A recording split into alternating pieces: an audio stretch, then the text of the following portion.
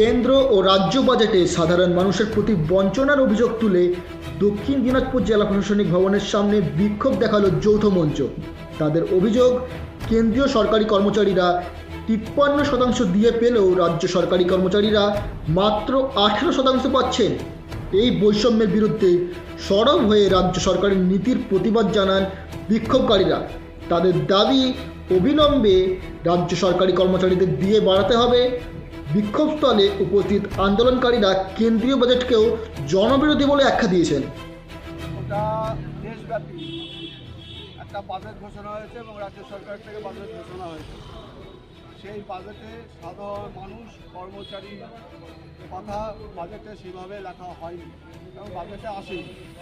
এবং বাজেটের মধ্যে সাধারণ মানুষের যে বঞ্চনা, সেই বঞ্চনার কথা বিবেচনা করা হয়নি। স্বাভাবিকভাবে গোটা রাজ্যব্যাপী 18 এবং 19 এই 2 দিনব্যাপী যৌথ আন্দোলনের মাধ্যমে এই বিক্ষোভ কর্মসূচি অনুষ্ঠিত হচ্ছে। আপনারা জানেন, রাজ্য সরকার তার বাজেটে লিখিত প্রস্তাব আকারে রেখেছে যে সরকারি কর্মচারীদের সহানুভূতিশীলভাবে তাদের দেখা হয়।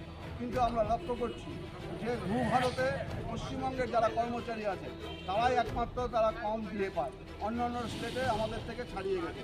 এবং এর মধ্যে বাজেটের 4% যে ঘোষণা করেছে এপ্রিল মাসের মধ্যে, সেটা কার্যকরী করবে। আমরা লক্ষ্য করছি যে সেন্ট্রাল গভর্নমেন্ট 53% দিয়ে পাচ্ছে, অথচ আমরা এখানে 18% দিয়ে আমরা পাচ্ছি। তো স্বাভাবিকভাবে এখনও 35% দিয়ে ঘোষণা। আমরা 2011 সালের পর থেকে রাস্তায় ছিলাম এবং এখনও আছে আমাদের অধিকার নিয়ে।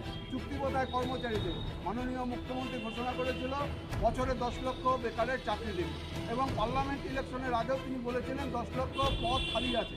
আমরা লক্ষ্য করছি যে আমাদের রাজ্যে 7 লক্ষ শূন্যপদ পড়ে আছে। সেই জায়গাটায় চুক্তিপথায় কর্মচারী যারা আছে তাদেরকে নিয়োগের কোনো প্রস্তাব এই বাজেটে লেখা হয়নি। মহামান্য উচ্চ ন্যায়ালয়ের যে আদেশ, সেই আদেশ অনুযায়ী যে চুক্তিপথায় কর্মচারী যারা আছে তাদেরকে সেই জায়গাটায় নিয়োগ করার কথা, কিন্তু সেই ব্যাপারে বাজেটে কোনো রকম ঘোষণা করা হয়। এই সর্বোপরি এই সমস্ত বিষয়গুলো নিয়েই আজকের আমাদের এই বিক্ষোভ কর্মসূচি।